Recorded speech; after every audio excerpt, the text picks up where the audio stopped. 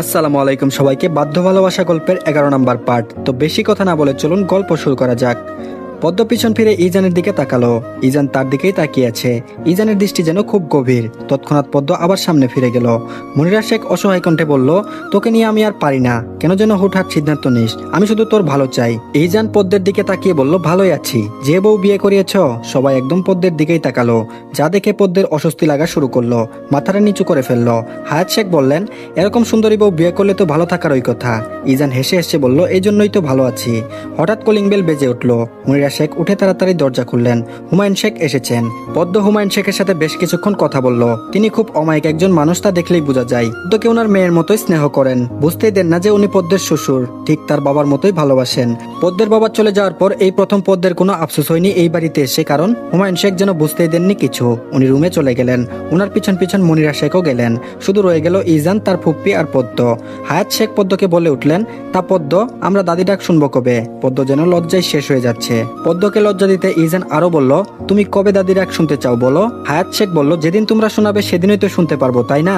ইজান বলল, আহ ফুপ্পি থাক, তুমি বেশি টেনশন নিও না। তোমাকে খুব তাড়াতাড়ি দাদি ডাক শোনানোর দায়িত্ব নিলাম। পদ্ম তো রীতিমতো কাঁপাকাঁপি শুরু করে দিয়েছে। তারা কি সব কথা শুরু করেছে? লজ্জা করছে না তাদের? পদ্মের মন চাচ্ছে এখান থেকে উঠে চলে আসতে। হায়াত শেখ হেসে হেসে বললেন, বিয়ের আগে তো ইজান শেখ এমন ছিল না, হঠাৎ কিভাবে বদলে গেল? ইজান বলল, বইয়ের সঙ্গ পেয়ে বদলে গিয়েছি ফুপ্পি। হায়াত শেখ আরো কিছুক্ষণ বসে ইজানের সাথে কথা বললেন। তিনি এবার উঠে নিজের রুমে গিয়েছেন। পদ্মও উঠে গেল। আর সাথে সাথে ইজানও পদ্মের হাত ধরে ফেললো।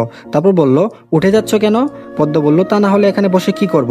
আপনার লাগামহীন কথাবার্তা শুনবো? ইজান বলল, আশ্চর্য, আমি কি আগে শুরু করেছি নাকি? পদ্ম বলল, হাত ছাড়ুন আমার। ইজান বলল, কোথায় যাবে? পদ্ম একটু মজা করে বলল, আপনার থেকে অনেক দূরে চলে যাব। সাথে সাথে ইজান পদ্মকে বুকে টেনে নিল। ইজান বলল, কোথাও যেতে দিব না, আমার বক্ষস্থলে একেবারে লুকিয়ে রেখে দিব। পদ্ম বলল, ভালো লাগছে না এসব, ছাড়ুন, কেউ এসে পড়লে কি ভাববে? ইজান ছেড়ে দিল পদ্মকে। তারপর বলল, যাও, এই ইজান আর আটকাবে না তোমাকে। ছাড়া পেয়ে পদ্ম ছুটে চলে গিয়েছে। আর ইজান একা একা বসে ফোন টিপছে। রাতে সবাই একসাথে ডিনার করলো। ডিনার শেষে সবাই বসে বসে কথা বলছে। ইজানকে হুমায়ুন শেখ বললেন, তুমি নাকি অন্য হসপিটালে চাকরি নিবে, তোমার মা বলল। ইজান বলল, হ্যাঁ। হুমায়ুন শেখ বলল, এই কথা বলছো কেন? ওই হসপিটালের সমস্যা কোথায়? আর তুমি তো প্রথম থেকে ওখানে আছো, হঠাৎ কি এমন হলো যে এরকম সিদ্ধান্ত নিয়েছো? কোনো সমস্যা হয়েছে কি? ইজান বলল, না, আসলে আমি চাচ্ছি না ওখানে থাকতে। অবশ্যই কোনো সমস্যা হয়েছে দেখেই তো আমি থাকতে চাচ্ছি না। হুমায়ুন শেখ বললেন, কি হয়েছে খুলে বলো। ইজান বলল, আমার বিষয়ে আমাকে ভাবতে দাও, সব ম্যানেজ করে নিব। হুমায়ুন শেখ বলল, এসব ছাড়া আর কি বা বলবে? শুনো ইজান, তুমি ভুলে যেও না পদ্ম কিন্তু তোমার জীবনের সাথে এখন জড়িয়ে আছে। সবসময় নিজের কথা বেশি গুরুত্ব দিলে হবে না। মেয়েটা তোমার ভরসায় থাকবে সারা জীবন। তার কথা ভেবে সিদ্ধান্ত নিও। বাবা মাকে তো পাত্তা দাও না। তুমি তো মনে করো আমরা তোমার ভালো চাই না। কখনো আমার কথা পাত্তা দিয়েছো? নিজের মনে যা আসে তাই করো। কেয়ারলেস ছেলে কোথাকার। ইজান খুব কষ্ট করে কথাগুলো হজম করলো। ইজান বলল, কে বলেছে আমি তোমাদের পাত্তা দিই না? তোমার কথায় আমি পদ্মকে বিয়ে করেছি। হ্যাঁ মানছি, আমি তোমার শুধু একটা কথা শুনিনি। তুমি চেয়েছিলে আমি যেন সেনাবাহিনীতে জব করি, এই কথাই তো শুনিনি। কিভাবে তুমি আমাকে এসব অপবাদ দিচ্ছ? এমন তো না যে তোমাদের কোনো কথায় আমি কখনো পাত্তা দিই না। আর পদ্ম, তাকে কি আমি অসুখে রেখেছি? ওই হসপিটাল থেকে আরো ভালো হসপিটালে চাকরি করব। কেন ওই হসপিটালে থাকবো না সেটা নিয়ে আর যেন কেউ মাথা না ঘামাই। এসব কথা শুনতে আমি পারি না। আর আমাকে কিনা বলছো কেয়ারলেস ছেলে? কোন ভিত্তিতে এটা বলেছো? কি এমন করেছে তোমার সাথে যে তুমি আমাকে এমন উপাধি দিয়েছো? আমি বাচ্চা ছেলে না যে সব মেনে নিব। যদি নেক্সট টাইম এসব কথা আমাকে বলো, আমি কিন্তু এসব কথা শোনার জন্য বসে থাকবো না। ইজান হনহন করে চলে গেল উপরে। পদ্ম ভয়ে চুপসে গিয়েছে। কখনো ইজানকে এভাবে কথা বলতে দেখেনি সে। তার জন্যই তো এসব হচ্ছে। মাথা কাজ করছে না। যদি বাসায় সবাই জেনে যায় তার জন্য ইজান এমন করেছে, তাহলে তো সবাই তাকে ভুল বুঝবে। অনুশোচনায় পদ্মের চোখ দিয়ে পানি পড়ছে। আবার কেউ দেখে ফেলার আগেই মুছে ফেলছে। হুমায়ুন শেখ রেগে বললেন, এই ছেলে সবসময় এমন করে। ছেলেকে ঠিকমতো শাসন করতে পারোনি মুনিরা। তোমার ছেলে তার বাবার সাথে এভাবে কথা বলছে, একটিবারও ডাক দাওনি? নিজের মর্জি মতো চলবে সে? দুনিয়া এত সোজা না। তোমার আশকারা পেয়ে ইজান এমন অভদ্র হয়েছে। হুমায়ুন শেখের কথা শুনে মুনিরা শেখ কেঁদে ফেললেন। হায়াত শেখ বললেন, এত বড় ছেলেকে কি শাসন করবে? তুই কি মাকে কম জ্বালিয়েছিস নাকি? কেমন বদ ছিলি আমি কিছু জানি না। আর ইজান যে ডক্টর, ও ভালো হসপিটালে চাকরি করতে পারবে। তুই কেন মুনিরা শেখকে বকাবকি করছিস? অবুঝের মতো ব্যবহার। আর তোর ছেলে তোর মতোই হয়েছে, বাপকা বেটা। হুদাই কেচাল বন্ধ কর। তোর ডাক দেওয়াই উচিত হয়নি। ওর ভালো ও ছাড়া কেউ বুঝবে না। হায়াত শেখের কথা শুনে হুমায়ুন শেখ একেবারে চুপ হয়ে গেলেন। তিনি ধপাধপ পায়ে চলে গেলেন। মুনিরা শেখ পদ্মকে জড়িয়ে ধরে হু হু করে কেঁদে দিল। যাই পদ্ম এতক্ষণ আড়ালে কেঁদেছে, এখন তার শাশুড়ির কান্না দেখে আর নিজেকে ধরে রাখতে পারলো না। মুনিরা শেখ পদ্মকে জড়িয়ে ধরে বলল, আমার কপালটা খারাপ ছিল মা। আমার ছেলের সাথে বিয়ে দিয়ে তোমার জীবনটাও খারাপ করে দিলাম। আমাকে তুমি ক্ষমা করে দিও পদ্ম। বেশ কিছুক্ষণ মুনিরা শেখ পদ্মকে জড়িয়ে ধরে নানা কথা বলল। হায়াত শেখ দাঁড়িয়ে দাঁড়িয়ে এতক্ষণ বউ আর শাশুড়ির কান্না দেখলো। তারপর বলল, তোমরা দুজন গিয়ে গিয়ে এখন তাদের রাগ ভাঙাও, ওদের বুঝাও, আর কান্নাকাটি করো না, অনেক রাত হয়ে গিয়েছে। পদ্ম পা টিপে টিপে রুমে আসলো। রুম পুরো অন্ধকার করে রেখেছে ইজান। বাড়ির আবছা আবছা আলো বারান্দায় এসে পৌঁছেছে। পদ্ম ভয় পেয়ে ইজানের কাছে আসলো। পদ্ম ইজানকে পিছন দিক দিয়ে জড়িয়ে ধরলো। ইজান হাত সরিয়ে দিল।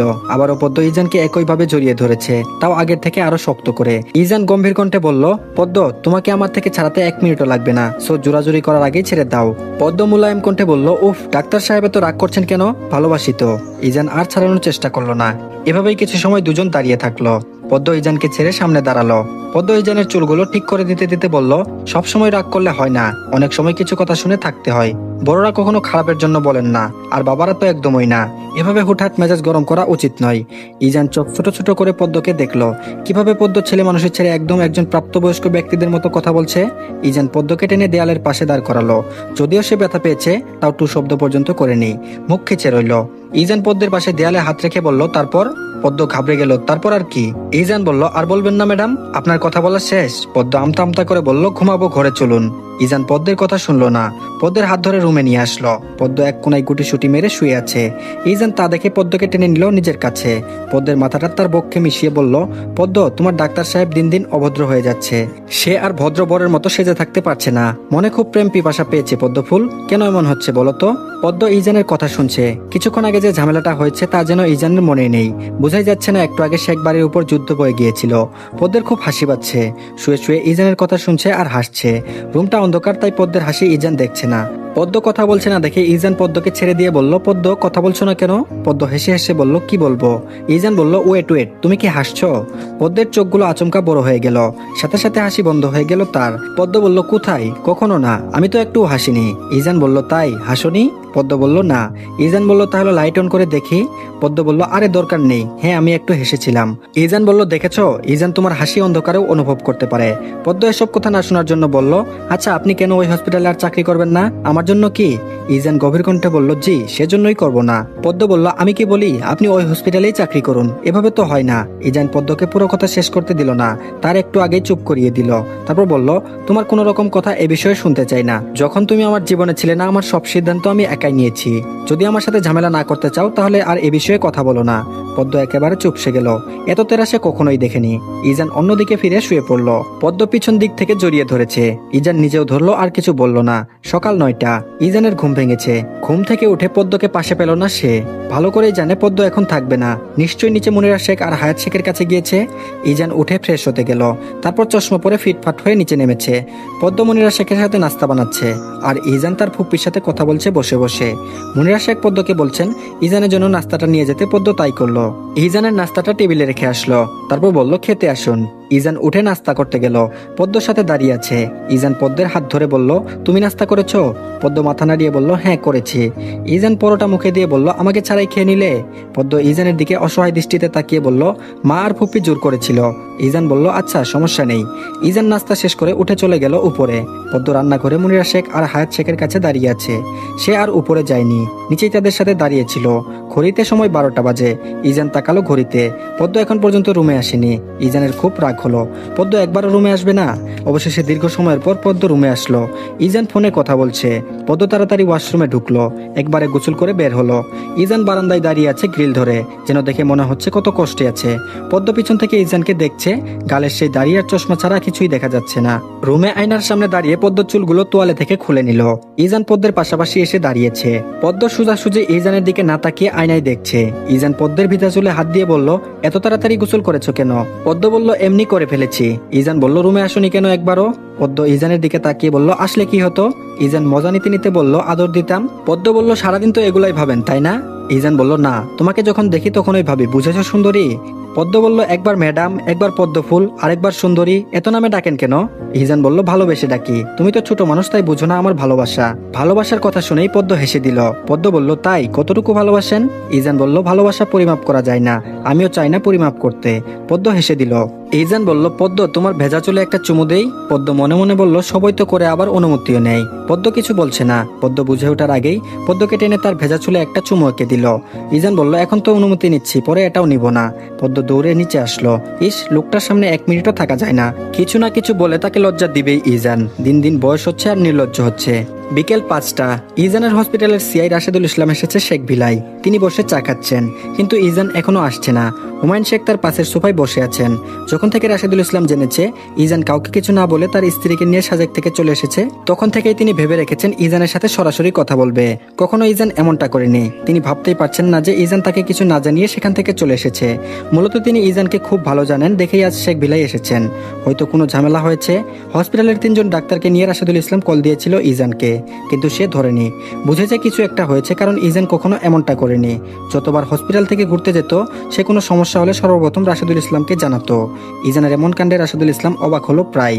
মুনিরা শেখ পদ্মকে উপরে পাঠিয়েছেন ইজানকে নিয়ে আসার জন্য। যেহেতু ইজান ঘুমাচ্ছে, তাই পদ্ম ইজানকে ডাক দিয়েছে। পদ্ম ইজানের হাত নাড়িয়ে বলল, শুনছেন? ইজানের দিক থেকে কোনো সারা শব্দ নেই। পদ্ম আবারও ডাকলো ইজানকে। ইজান হক চকিয়ে উঠে বসেছে। তারপর বলল, আসলে আপনার হসপিটালের সিআই এসেছেন। ইজান চুলে হাত দিল, বলল, আমার চশমা দাও। পদ্ম তড়ি ঘড়ি করে চশমা দিল ইজানের। ইজান নিচে যাওয়ার আগে পদ্ম তাকে উদ্দেশ্য করে বলছে, উনি যদি চান আপনি হসপিটালে ফিরে যান তাহলে তাই করবেন, নাহলে আমি কিন্তু গ্রামে চলে যাব। ইজান চোখ মুখ শক্ত করে বলল, এর উত্তর আমি পরে এসে দিব।